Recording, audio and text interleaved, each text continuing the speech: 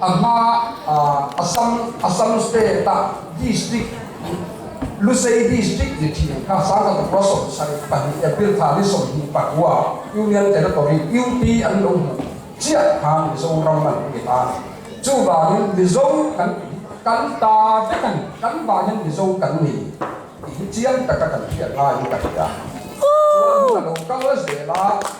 ke ni mizo te hi tlang kan than mual kan kana kan oma Burma kan oma India Bangladesh mun kan kana kan lo tan ba se kan vai mizo kan ko ya ko mi la mizo kan ni hi kan za ki fu ra ni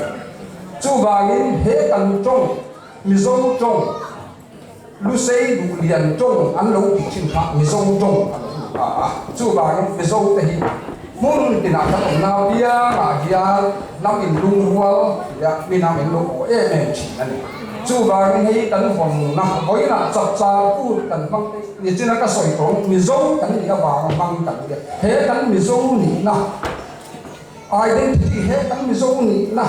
kan bong mun reng ngai ni ka ya chu ba in phoi la ko mi la he dia mizo kan ni ya hian lung o ni la thil kan an nam te ma ni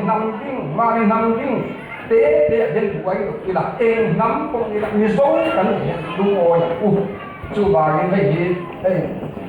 chap cha ku he kan pang hi ro shi ka he bi za mi pa te si la wa ku so hi ro ni ka e ma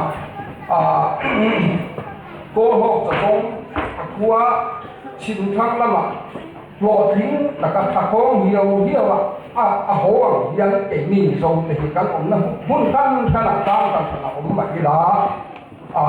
lakina chuan kan mi zo ko pui ai zo la te ta ha te hi le lo takin ke ni zo hi chap cha ku thi kan la phang ko se lo man hi kan khom le ka wai sa ma ni he ka lo man